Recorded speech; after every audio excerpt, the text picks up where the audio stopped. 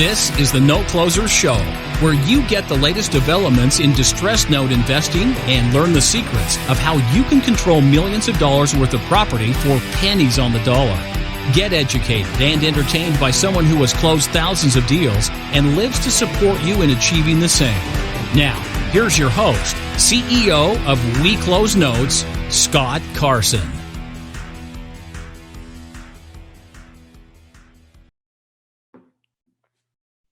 Good morning, good afternoon, good evening, everybody. Welcome to this episode of the Note Closer Show. As always, Scott Carson, excited to be here with you today.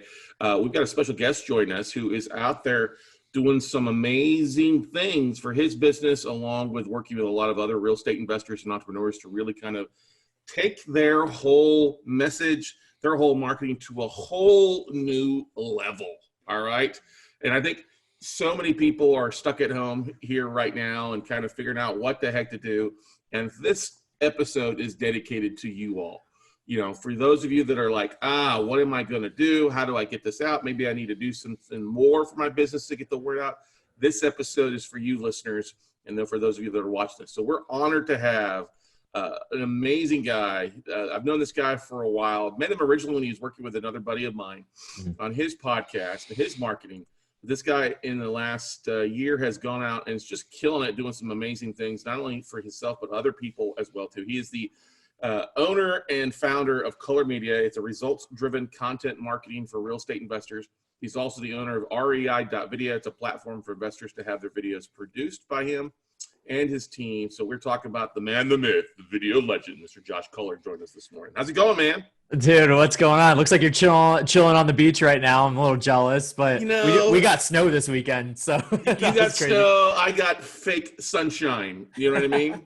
I might have to make a pina colada later just for the heck of it to toast what's going on. It's an interesting world that we live in. But it's crazy. That's one of the places that you said doesn't have the coronavirus. So you're good. You're safe. I'm safe. Keep drinking Mai Tais and coladas. It will be good. The alcohol will kill the virus. But anyway. Right, exactly. So Josh, tell those folks who are listening or watching this video replay or listening on the podcast and our radio networks a little about yourself, how you got into what you're doing now. Sure, absolutely. So first of all, I appreciate you having me on the show. I had Scott on my show, the REI Marketing Weekly, which started off as a newsletter, and then I had way too many people asking to turn it into a podcast, so I decided to do that.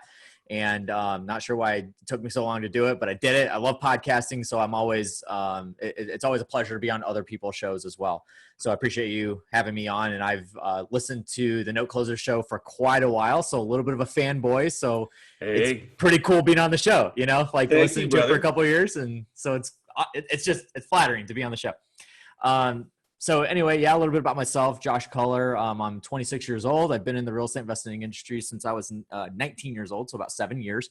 Been a part of about 1,000 real estate transactions. I was with a wholesaling company with there was 3 guys that were partners in the wholesaling company doing wholesaling throughout the Midwest. I kind of swung back and forth between departments.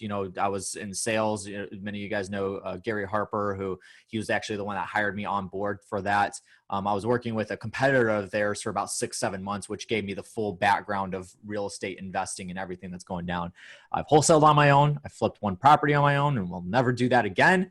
And so through this whole process, I realized that I don't actually love actual real estate. I love what it can provide, which is, financial independence. It can provide legacy for your family and that kind of stuff. So currently right now, the only investing that I really do is private money lending, which is where I want to be. It's good. But other than that, the reason why I niched into this investing industry with my media services when I did go full time was because of the network that I've grown in this industry and just the knowledge that I've grown inside of this. And I've been in the marketing world for real estate investors for quite a while, 5-6 years of that 7 years that I've been in this industry. So then Culler Media works with some of the top influencers in the country. So my clients consist of Mike Hambright, Don Costa, John Martinez, Gene Garino, many other influencers that you guys may or may not know. But I work with those people to get their, whatever it is, their podcast or their video content up and running. And then, like Scott said, we just launched a platform called REI.video, which is a platform where you guys can film your own videos and then submit those over to the platform. And my team gets those edited, produced, all the heavy lifting for you and send it back to you. however you want to use it. So it's a little bit about me and my experience, Scott. Awesome, man. Well, I think you're hitting the timing of the market right, because I think everything, as I've said before, we're all in the media business, whether it's fix and flipping or wholesaling or note investing. These days, it's all about the media side. Everybody's clamoring for eyeballs and earballs, as I like to say. Earballs. Yeah. Well, we got ear people listening right now. But that's the thing is if you're not upping your game and evolving, it's not the world of, hey, let's send out 5 million yellow letters or postcards to find the thing. It's all got to be top of mind, top of eyesight, or top of ears listening. So, that you've seen that happening. I've known Mike Cambright, John Martinez for years, and it's interesting seeing them evolve in their business going more to the video side too, right? Absolutely. Yeah. And Mike, Mike's been a client of mine since I believe last October, and this guy has his content marketing more dialed in than any client I've ever worked with. And it's incredible seeing the growth that he's had on a lot of people think that this content marketing game relates to like podcast subscribers and YouTube subscribers and Instagram followers, LinkedIn connections, that kind of stuff. But at the end of the day, all that smoke and mirrors if you're truly trying to run a business, because of the fact that, like with Mike, with all my clients, the reason why you opened it saying that our company does results-driven content marketing, the results are relevant to whatever you're going after, which for Mike is to get people into his mastermind or get people on his platforms and stuff like that. And John Martinez, it's to get people into his REI Sales Academy and that kind of stuff. So it's all relevant to the actual person that's running their business, but don't get caught up with the vanity metrics, like I call them, with the followers. Now, it's all important if that's what your specific goal is. But you got to remember, if Instagram decides to shut down tomorrow, you lose everything if you haven't built an audience somewhere else as well. So that's a big thing. You and I talked about that when I was on your podcast about spreading the message across different platforms, because you don't want to be so, like, you don't want to be a one-trick pony. Yeah. All those one-trick MySpace ponies, friend feed, Meerkat, we could go on and on for some of those things out there. Vine, Vidler. Exactly. Now it's great to be spread out, but you're not. You want to go where everybody knows your name. You want to go to the Cheers sections where not just your ideal clients are, but where your existing clients are already hanging out. Right. You mean right? Right. Absolutely. And in addition to that too, like we just talked about influencers, and a lot of those platforms are influencer platforms. So those are people that have masterminds, that have online courses, or, they want to monetize their podcasts and stuff like that, ways to make money on the education side. But Scott, I'm not sure about your audience specifically, but, a lot of active real estate investors are out there, like maybe you're a wholesaler or flipper, and you're thinking like, yeah, but I don't have a course on my platform, or I don't have a mastermind that I run or anything. Well, it's still the same principles. You still need to create content marketing with results driving that. For you, it might be to get more leads in the door to close more deals. That's what your driver would be for your content marketing. And your content marketing is going to look a little different. You're not going to teach people how to flip houses. You're going to teach your sellers how they can get out of pre-foreclosure. You're going to teach your sellers how they can sell a house without having to do repairs to it. You're going to teach your sellers how to sell their property to a home buying specialist like you, as opposed to with a realtor, the pros and cons with that. So it's still educating. That's all it is. And I think, Scott, we're getting into the show now, maybe, like, I think we can go that direction, but content marketing, and Scott knows this, but content marketing, the only definition for content marketing is answering questions that your target audience has. That period. There's no other purpose for content marketing. And a lot of people think, content marketing, it's all the free stuff that you put out. And that essentially is kind of true. There's a difference between content marketing, I believe, and advertising. Now, don't get me wrong, content feeds everything in marketing, but it's its own little silo inside of this massive umbrella of marketing. So under the umbrella of marketing, you might have advertising and then content marketing. Understanding that content drives it. So if you don't know, for instance, I started a Facebook ad yesterday and I had to film a video for that. So I had to have good content, contextual content, to feed that ad. But advertising is going direct to your consumer, chasing after them, whereas content marketing is more of building longer term relationships. The know, like, and trust factor is what I like to say. It allows you to build authority, credibility, and essentially allow people to latch onto you and get value from you in a world where everybody's just being sold. Yeah, that's I'm glad you bring that up. That's the, as we like to say, that's the number. That's where the money comes in. I still need to get one of those. I hook you up online, man. All right. The biggest thing is, that's the thing, is like people, it seems like it's such a huge ocean that people get intimidated and they don't know where to begin. So why don't we talk about a couple things that people can do very simply? Like, let me give you an example here. So like, I talk all the time that people need to be sending at least an email out once a week to their database, once a week to their clients. And it's like the four principles. There's always a holiday going on each month for the most part. So you can talk about happy St. Patrick's Day. Yeah. You know what I mean? You've got, usually your real estate meetup group is meeting once a month. So you can talk about the meetup group, who's speaking, what you learned, how you're implementing it, or, hey, come on out and meet with me there. 3, talk about something fun you're doing. I mean, right now, if you're stuck at home, what are you doing to work out? Or maybe the menu of the week that you're cooking. And then maybe 4 is your ask. You know, if you've got a deal you're working on, or the previous week could be a throwback deal that you've worked on in the past, or somebody else's deal. So those are the 4 things, because there's basically 4 weeks in each month, just kind of rinse and repeating. But people still struggle with that. So what are you seeing as maybe the top 3 things people could talk about or dive in and start doing their videos on? And then let's talk about time frame and the amount of it. Yeah. So let's start first of all with like where to start. So I have and Scott, hopefully you're cool with me like plugging a podcast I have, right? So I have a podcast called The Content Marketing Playbook.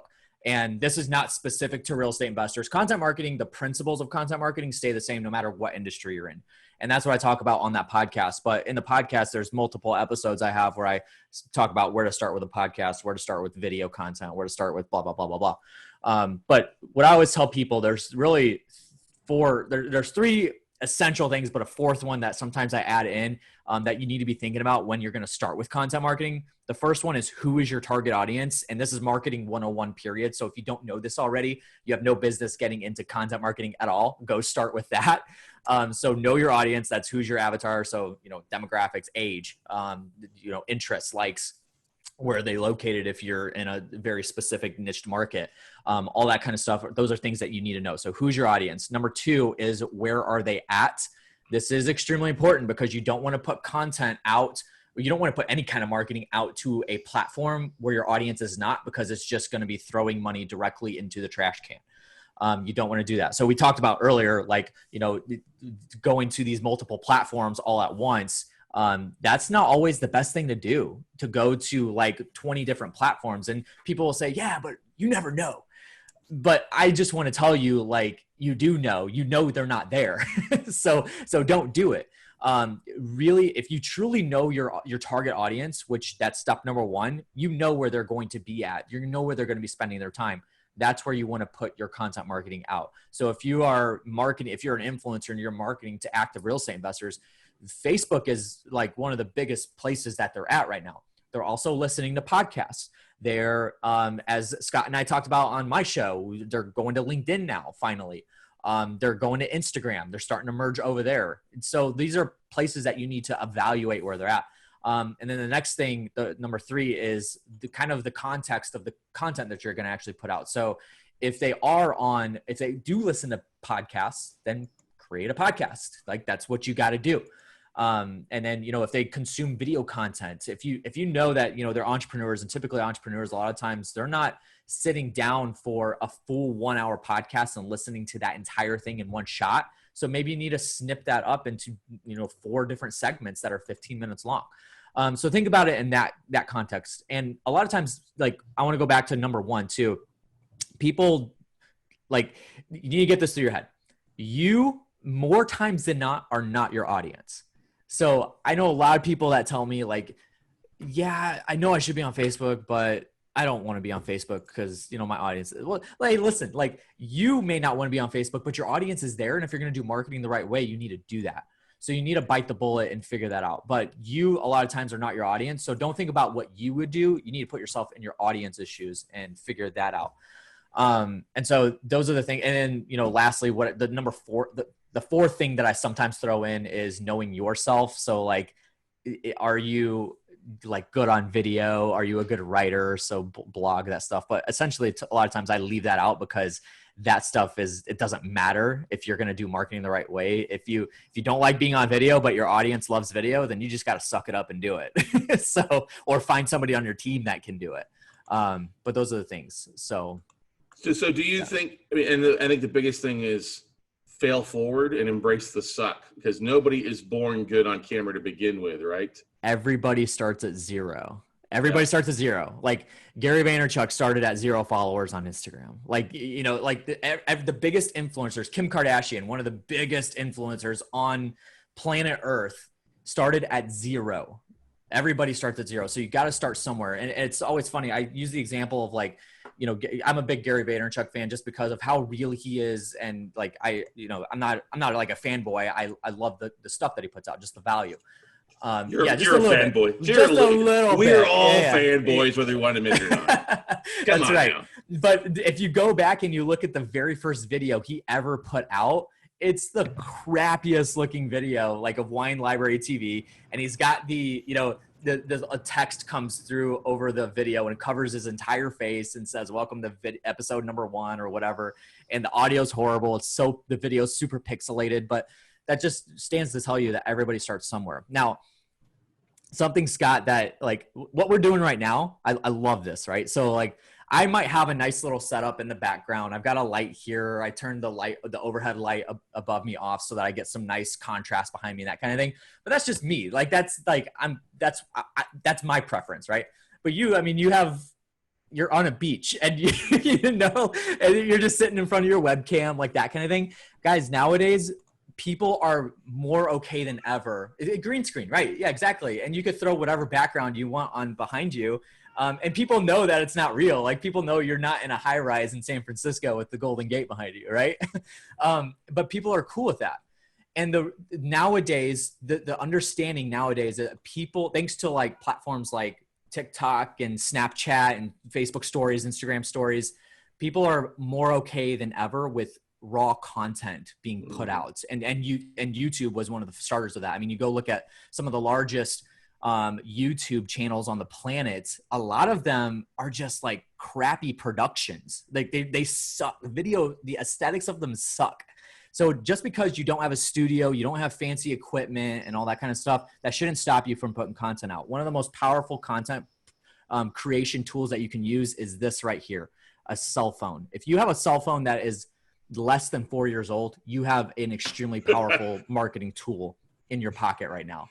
If you have a cell phone that's 4 years or older, you're grandma. Okay, you're listening on Grasshopper. Yeah. you may be listening to this by way of radio if that still exists. The Unabomber is your brother. Yeah, exactly. But that's the whole point here, guys, is that like put out content. You got to start somewhere, and it's okay to put non-produced content out. It is totally okay with it. Focus on the value that you're delivering more importantly than the aesthetics of it. Yeah, I'm a big believer that the easiest bit of content to start off with is your FAQs, the questions that people ask you on a regular basis. People love that. Just having a Q&A session, and it's so much more affordable. It's so much easier. Like you said, if you've got a cell phone, do a Facebook Live, put a little, thing on the back here of your phone so you can clip it and hang it someplace and then talk about what you're focused on. And just regularity is the biggest thing, I think, more so than anything. It's being consistent in what you're doing and doing that. You want to talk about some of those things, Josh? Yeah. Well, first of all, you just gave me an idea. So like just to provide value to your audience, hopefully I don't know if I want to say this, but hopefully. So if anybody that's listening to this wants to get a couple of tools that I use to film video on my phone. So I film video on my phone all the freaking time. I use a $30 microphone from Amazon and then a little handheld tripod. Selfie stick? Yeah. Well, no, I guess it could be a selfie stick, but it's a tripod, right? That you could stand up on your desk or whatever and it holds your phone. If anybody wants one of those, shoot me an email and I'll ship you one. Like totally free. I'll pay for it and ship it to you. So reach out to me. Josh@cullermedia.com is my email, and I'd be happy to ship ship one or both of those to anybody that needs those. But those are, so you don't have an excuse now. Let's just say you don't have an excuse to not put content out now. But yeah, so like something that you, and I don't remember the question that you asked me going into this conversation before I started that, but something that you talked about that I actually wanted to hit on was one of the biggest things that I run into with people creating content, not putting content out, is they ask, what do I talk about? Like, what do I even put out? So you talked about FAQs, big fan of that. So if you are not, logging questions that your target audience are asking, you're missing out on a lot of opportunity. So every time a seller asks you a question about working with you, write that down. Write down the specific question. And if you get an email, if you get a text message from them or whatever, log all those questions. And that is the starting place for you to put content out. So you literally, if a seller asks you, hey, what is the closing process when I work with you? Shoot a video on that. Shoot a video specifically answering that question and put that out. And so then I'm going to give you a couple of ways you can create other ideas for that, and then why this is super important. So obviously, logging those questions like I talked about, that's a big piece of it. You can go to Quora, go to a platform called Answer the Public is one of my favorites. Yeah. And just the way they lay everything out. So you can literally type in a key phrase or keyword, and it'll spit out a stupid amount of data for you.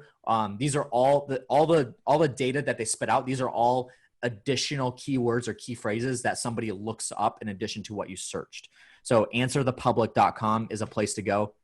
And you can, look up sell my house, or for me, it would be content marketing. What are questions that people are asking about content marketing? Well, that's the content that I need to shoot about. So those are great places to start. Like I said, Quora is a good one. Quora is literally the essential content marketing platform, because all it is people answering questions and then getting answers for it. So, search specific key phrases and keywords. Now, the reason why this is super important to do is, especially if you get a question consistently, if like every single seller is asking you, what's the process of closing with you? Or how do I get paid? Or what's the difference between selling to you versus selling with a realtor? When you create video content about that and you put that on your website or your Google My Business page, what happens is this acts as your 24-hour salesman, which is incredible, right? So you don't have to pay your content to answer these questions. People can literally at 2:00 in the morning, go to Google, search why sell to a real estate investor in Dallas, Texas. Your video pulls up, answers their question, and now you've built rapport with them without even answering a phone call. So you've automatically built rapport with them. You've built value, you built credibility, authority, and just all these positive things with your seller. And then when they get on the phone with you, it's almost like they already know you, and they know they want to sell to you, right? So this is a big piece. And everybody that I work with a lot of active investors, and they do this. I mean, everybody that I've shot videos with, they say this works. So that's a big piece of it. Is I love it, is that content marketing can be your 24-hour salesman. Answers, they don't take weekends, they don't get sick, they don't catch the coronavirus. They can answer any questions that your audience has. So great stuff there, Josh. Now, I have told people literally this. This is not what I did. But for those that can't figure out FAQs, go to a website, go to a real estate investor's website, somebody you follow, and I guarantee 90% of them will have some sort of frequently asked questions tab, or a training class or something like the FAQs, and use those and tweak them for yourself. I mean, think about the questions that you had when you were first getting started, everybody. What's this? What's this? Yeah. What's that? When you're going to a real estate club or virtual one in these days, for the most part, people are asking questions. Take note of those questions, write them down. And then, what's also a really good thing, if there's been a speaker or somebody that spoke at your club, and you go up to them at the end and say, hey, I'd love to interview you. I'd love to have you. Let's talk about this a little bit different. I know you're busy, but I'd love to schedule time, interview on my show, or interview you to my audience, and go from there. And I know you and I both love the fact that when we have somebody on, it allows us to pick their brain interruption free, right? Yep. And something you mentioned, it goes back to me making the statement of you are not your audience, is you got to remember that these, let's just use active investors, for instance. Your sellers, I've found that more times than not, they don't even know what a real estate investor is. They think it's a suit on Wall Street. So it's your job to let them know what you are and what you do. Because most people aren't familiar with that. But everybody's familiar with selling with a realtor, but they're not familiar with selling to an investor like yourself. So they have a lot of questions. So this is your opportunity to be able to answer those questions for them. And whether you think it's a trivial or it's a super elementary question or not, like, answer it still. So if you think that a question is stupid that a seller has, like, you may think it's stupid, but they don't. And this could be your opportunity to answer a very elementary question for them that they couldn't get from any other investor that they called, and you answered the question for them, and they're like, this guy knows what he's talking about. He's willing to kind of talk me through this and walk me through the entire process. So whether you think it's elementary question or not, still answer the questions, advanced questions, simple things, short things. And, your videos don't have to be 5 minutes long. They could be 1 to 2 minutes long. I found that those, a lot of times, especially if you put that on a landing page, a 2-minute video on a landing page will actually help increase your conversion rate by up to like 85, 86%. And so do it. Yeah, let's talk a little about that. So we're doing a video, we're doing some marketing. What are some effective ways for people to grab those people that are listening or watching or things like that to help them get them into their pipeline? And besides just a video, what's some other things that people should be doing for content or following up?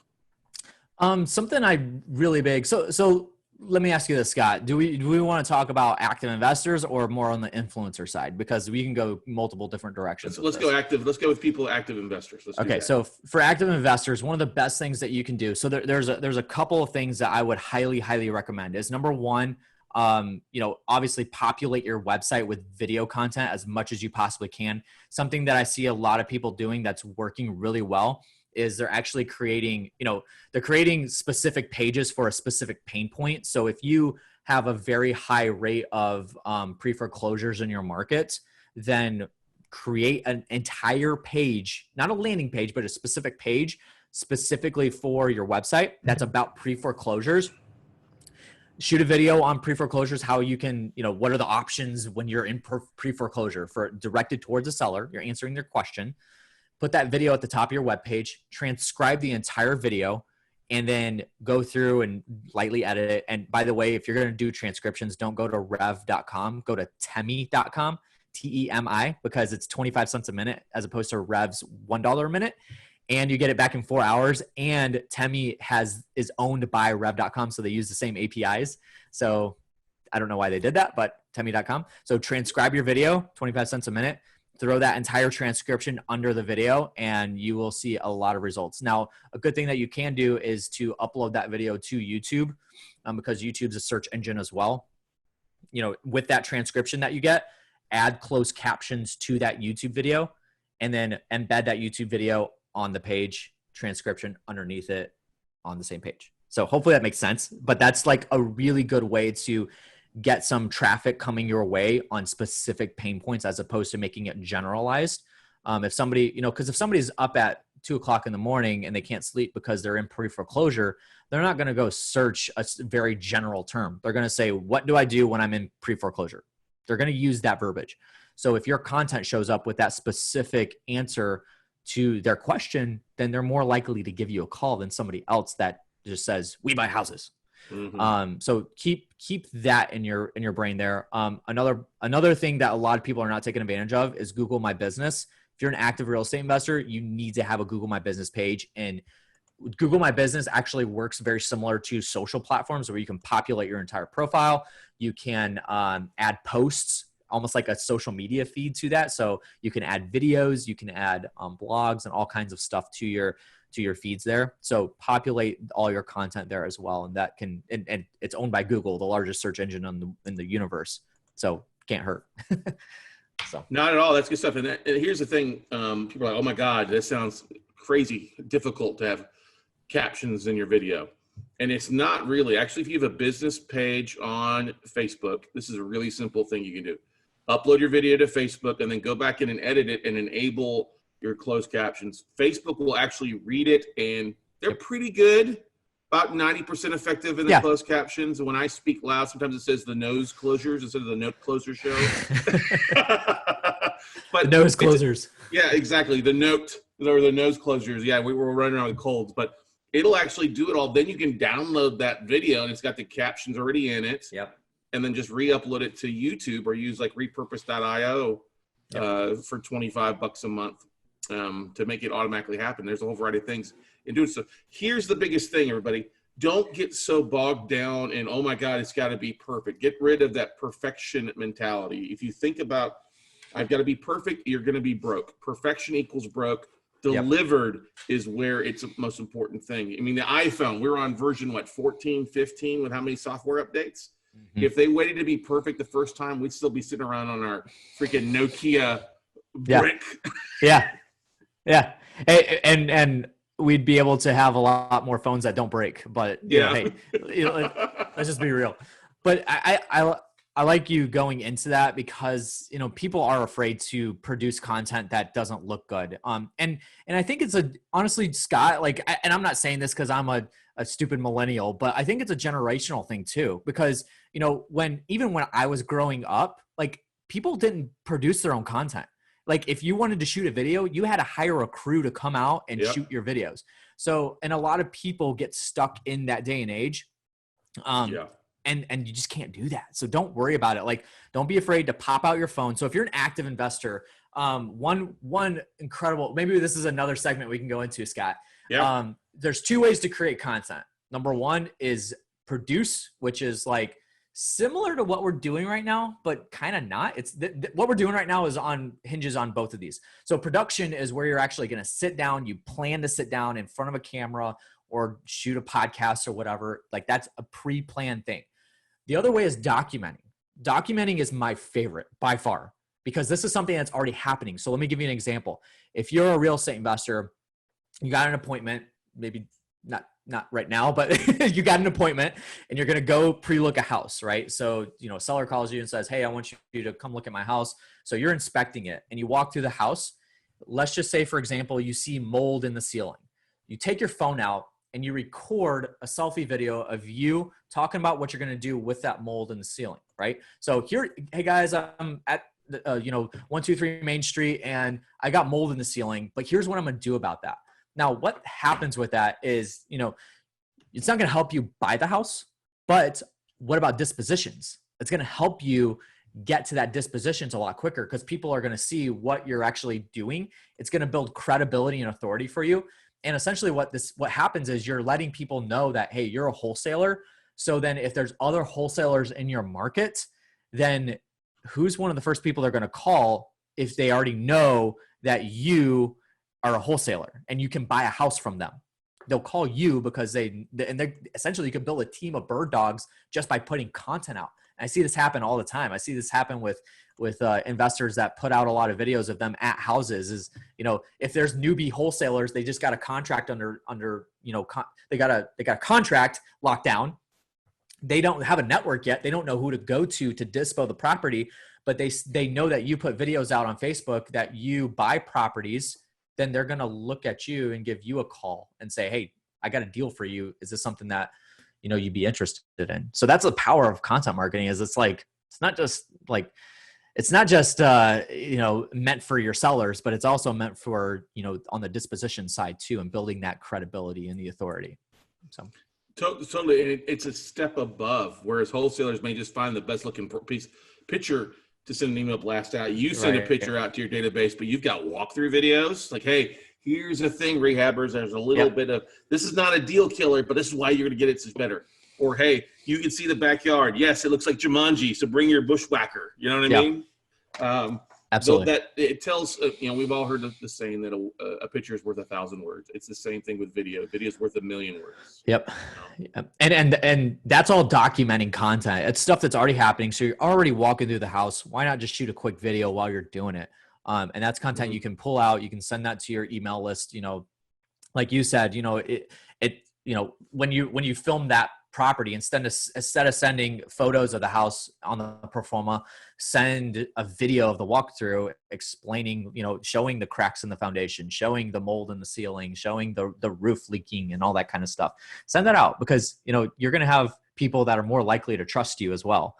And that's powerful. But documenting content is like, again, like testimonials is another way of documenting content. So when you're at the title company closing on a deal and Mr. Seller is sitting across the table from you, just say, hey, do you mind if I just shoot a quick video with you, just asking about your experience with you? And more times than not, guys, you'll find that if you actually provided a good service for them and they were happy with what you did, they're going to say yes, right?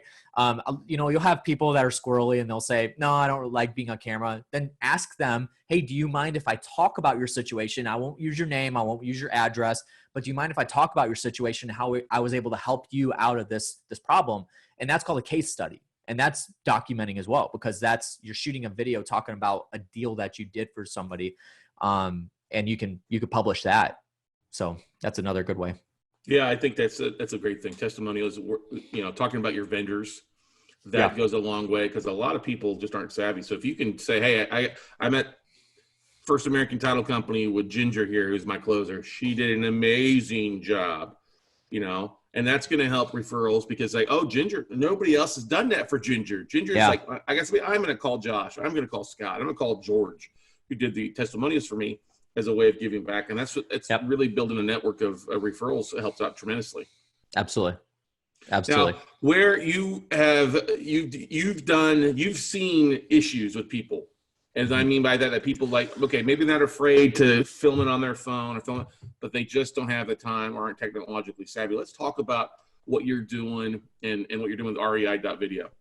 Yeah, sure. Absolutely. Well, I appreciate you giving me the opportunity to talk about that. I'm not going to sales pitch anybody. This is a platform that is meant to help, real estate investors be able to get video content out if you do want it produced. So if you do a property walkthrough, or if you do a testimonial video and you want it to look maybe a little cleaner on your website than just posting it raw. I built a website called REI.video. So you just type in your browser, REI.video, don't do .com, just .video, and it'll take you to the website.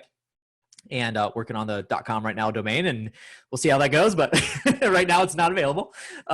So anyway, you go to this platform. So you shoot your own videos, take out your phone, record that property walkthrough, record that testimonial. Then you'll throw that into Google Drive, Dropbox, Mega, whatever, OneDrive, whatever online storage platform you use. And then you go to the websites. There's only really two options. There's a monthly option where you could send unlimited videos. If you're doing more than 10 videos, this is worth it. A month, or you can do single video edits where you submit that.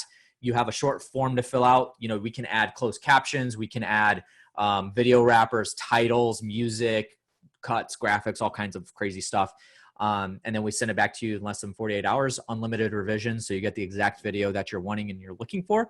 And then we can even, help let you know where to distribute this and how to distribute the video and that kind of stuff. So it's a good platform, and, pretty low price for, comparison to what other platforms are out there. But this is specifically built for real estate investors, which is why it's called REI.video, for you guys to be able to do that. Cause that's one of the things that I noticed, Scott, was people were cool with, filming their own videos. They know that they should be doing it, but then they look at them and but I don't want to post this directly to my Facebook page or directly to my website, because it just doesn't look clean. It's not, I stumbled around at the beginning or whatever, or I messed up in the middle of the video and I don't know how to edit. And that's what this platform is meant to do, to take that heavy lifting out of you, out of the process for you. So I love it. It's definitely a needed service out there, because that's, people can understand the A to B to C getting started, but it's the back end that they don't have the time, they don't have the experience, and you've got the experience. And I think you're filling a big need for investors out there and people that want to market and go there. Because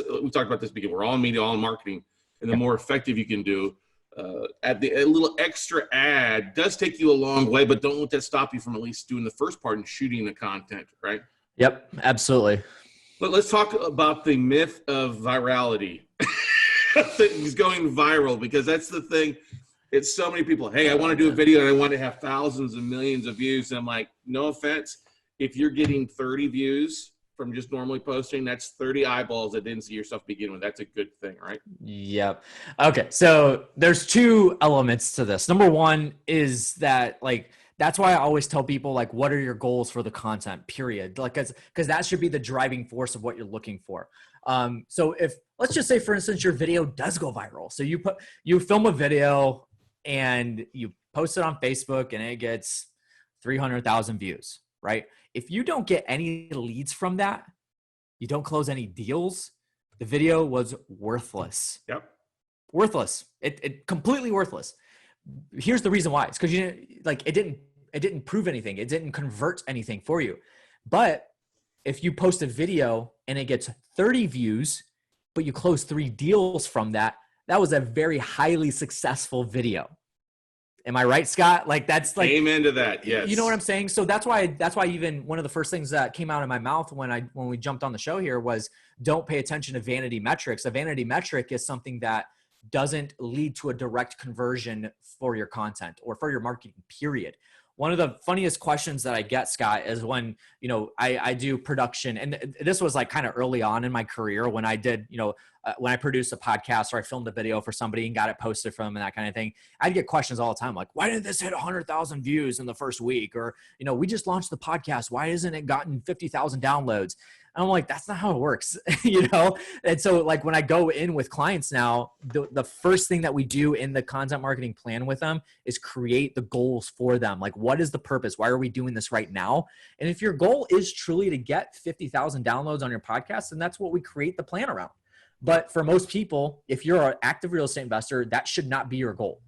Your goal should be to close deals, because that's what your business does. Now, if you do have a mastermind, if you do have a podcast and that's one of your primary, sources of income, then yeah, you need to focus on that. But don't worry about viral videos and all that. That's all smoke and mirrors, guys. That's dragging you away from actually focusing on what is going to produce results for you, and produce ultimately income for you. That's the true meaning here. And the truth about viral content is that there is no secret sauce. I've seen the most idiotic, stupid videos go viral, and that's normally the ones that go viral, by the way. and just ridiculous videos that go viral, or podcasts, or whatever piece of content you want to put out. And there's no rhyme or reason. It's not that they posted it at 6 p.m. when everybody's home. It's not that they posted it on a weekend, or they added the right amount of hashtags with the perfect, formula of like the social media cocktail and that kind of stuff. Like, that wasn't at all what went down. And then I've also seen some incredibly produced video content and incredible podcasts go up. And I'll even be honest with you, there's some videos and podcasts that me and my team were produced that we thought were going to go crazy, and they didn't. There's just no rhyme or reason. And then there's also content that we've produced that's like missiled through the roof and gotten, 100,000 downloads in the first, week. And we had no idea why. So there's just no rhyme or reason for it. And for you to hear, marketers and marketing agencies say that they can do this for you, it's false, guys. Don't get caught up in that. Don't get tricked into somebody that's a marketing agency saying, yeah, we can get your social media following to 100,000 in less than, 2 weeks. There's probably a way that they're doing it, and it's probably not an ethical way. And again, going back to the metrics, if you get 100,000 followers on your Instagram and nobody's converting, then it's worthless. There's no point in it. You just threw money down the table. Or down the trash. Yeah, so. Totally. And you hit that right. There's a lot of people out there like, I got 100,000 followers. Well, if 99% of them are over in Bangladesh and don't speak English, or they're bots, that's fake. Never pay to promote, to get 10,000 views. That stuff doesn't work. I only said it because I've done it before. Is when I started off. I've done it too. Who hasn't? Let's give it a try. Yep. And then you're like, nobody showed up, or hey, you had followers, and then in 6 months, all those followers, those fake accounts were closed or removed. Yep. And go from there. Now, the only time a silly video would work, like the cat riding around the Roomba, that's a funny video. Yeah. But it's not going to convert anything unless you put an affiliate code to a Roomba sales thing in the description, or the cat collar thing or something like that. So that's kind of a funny aspect of things. And typically you'll find too, Scott, that like most brand content doesn't go viral. Like you'll have Super Bowl commercials that go viral if they're hilarious and funny, and all that's more primarily focused on brand awareness, because those companies can afford brand awareness. Doritos can throw up a commercial because they have millions of dollars at their disposal to be able to throw into marketing like that. But you, Mr. Real Estate Investor, that's in, Podunk, Texas, you can't afford to just do brand awareness. So don't do it. Focus on things that are going to convert. And that's what a lot of people get lost in the weeds in is don't get, and again, going back, like if you do spend the money and build a following of 100,000 followers on Instagram, but you don't convert that somewhere else and get that data. If Instagram decides to shut its doors tomorrow, and whether it's another, Cambridge Analytica that happens and the government finally says no more Facebook, no more Instagram, you've lost everything. You lose everything. And if you didn't put effort into building that audience somewhere else directly to a conversion. So keep that in mind. Yeah, I love that stuff. That's a good point there. And that's why I'm so focused on, results-driven content marketing, because if I get a client that I build a following of 100,000 followers on Instagram, and then tomorrow Instagram shuts down, they're going to look at me and say, now what? I'm going to say, I don't know. Can you put it up on Facebook? Can you exactly. Yes. Let's go to the Twitter following, stuff like that. But that's the thing is, you said something really important. Know what your plans are. Know what you're what is your ultimate goal is to get people to invest with you, either send you deals, buy deals from you, give you money to fund deals. Is important to get downloads or followers. Having a goal and sticking to that goal is one of the most important things. Otherwise, you're just going to really flop from one thing to another and get frustrated and say, social media marketing doesn't work. Content marketing doesn't work. Well, because it didn't work because you're all over the place. Yeah. And the biggest thing too, this drives me bonkers, is the I want to be all to everybody aspect of thing. Niching it down is the most important thing you can do, right, Josh? Yeah, and it's something important to understand about that is that's truth number one. Truth number two is the more you niche, the less audience you have. So you got to keep that in mind, right? Like so Scott has a very defined audience, and the note closer show. This is about like closing notes, and not every single person on the planet is interested in note investing.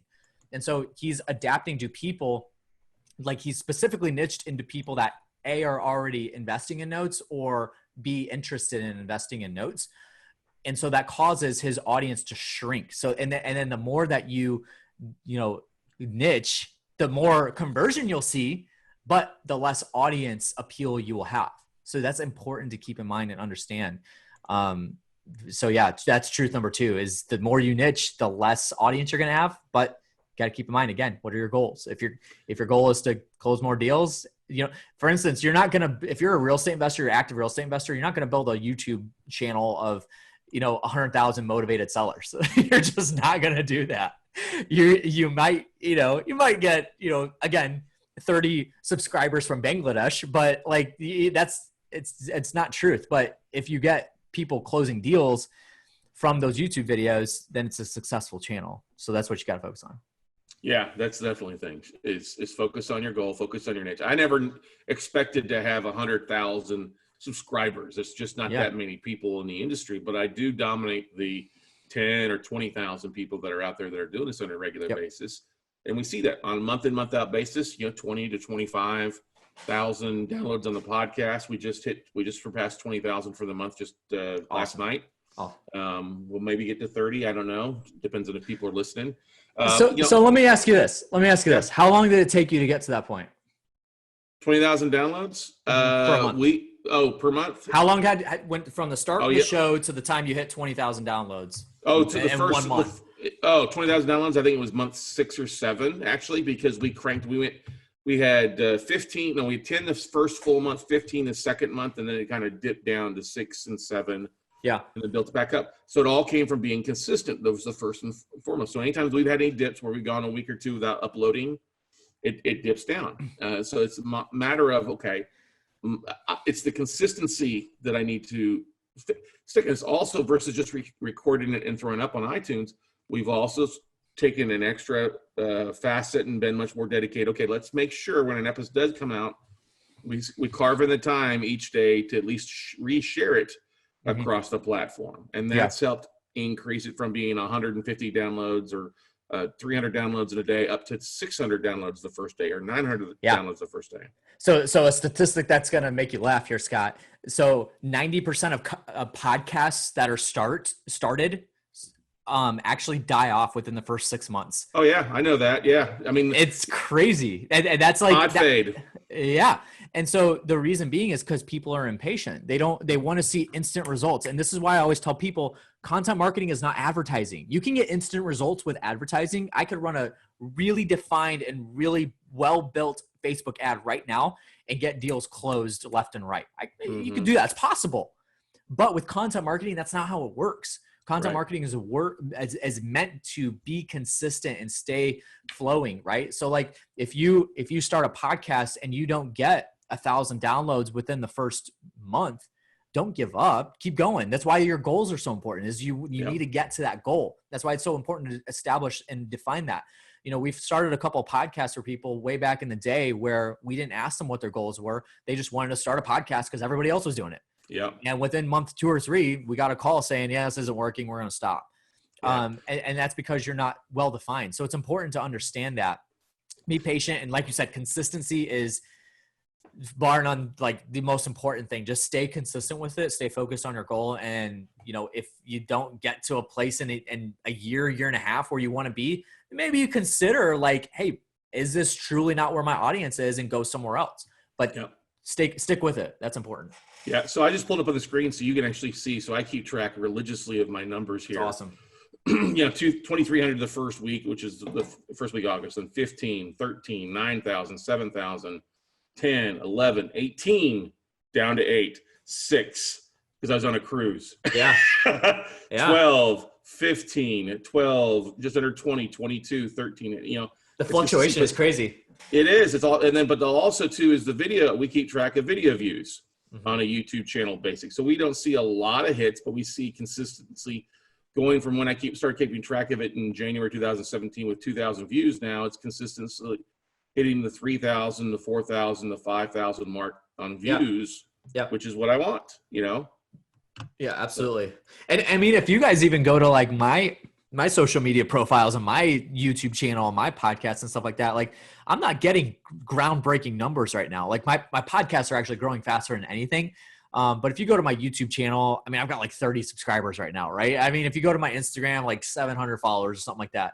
But the important thing is, this is why I don't frankly care, is because I'm actually converting a lot of people through that content, right? So a lot of my YouTube videos, like I'll get people that email me, shoot me an email and say, hey, I listen. I mean, I get probably 10 to 15 emails a week from people that heard my podcast or watched my YouTube video and said, hey, this brought value to me. You know, how can we work together? Yeah. And that's truly why I don't care, because it actually converts. And I know a lot of people like rebuttal that with, well, Josh, the more like quantity that you get, the more people you'll have reach out to you. And that's not always true. Obviously, the more quantity of quality people that I get, but it's not like I can snap my fingers and make that happen. You got to grow into that, like Scott has here. So you've got to give it patience. You've got to be patient and water it and nurture it. Nurture it, and realize it's a process. It's 80% sales comes after the 5th contact. Sometimes people need to watch it for 3 or 6 months until they get in that ready position to buy, connect, or to sell with you. We could sit here and talk for hours about this, Josh, but we're coming up on the end of our hour here. Absolutely. What's the best way for people to reach out to you, to connect with you? What's your preferred social media? What's the best way for people to reach out to find out more about what you're doing, Josh? Facebook and Instagram are good. So if you just go to Facebook, if you go to Instagram, search Josh Culler, I'll come up. You'll see me. I'll either have my hat on or my hair done. So right now my hair is not done because I'm quarantined. So just if it's Facebook or Instagram is good, just connect with me, or you can email me directly, Josh@Culler Media, Culler spelled CULLER, cullermedia.com. And I'd be happy to answer any questions that your audience has, and hopefully brought some value to you guys. Oh, definitely. We'll also, for you guys that are listening to this, go over to the website, WeCloseNotes.com. And of course, in the show notes, we'll have all the links to what Josh talked about as well there, and the ways to connect with him. But Josh, thanks for coming on the Note Close Show, man. Thanks for just bringing it and delivering some great stuff to our listeners out there, man. I appreciate it, man. Thanks for having me on. Honored to have you, buddy. All right, guys and gals. So listen to what Josh said. Get started. Pull out that cell phone. Take some selfies. Take some contact. Answer some questions. And get it posted, get it out there, so you start adding content, adding value to your ideal clients' lives. And that's one of the biggest things. Keep giving, and it'll come back tenfold. You just got to give it time to grow and nurture, and let people realize, hey, you're not going anywhere. Let me reach out to you, because you never know where they come across you, and you want to be there at top of mind, top of funnel, top of the web search. We'll see you guys later, and see you all at the top, everybody. Bye.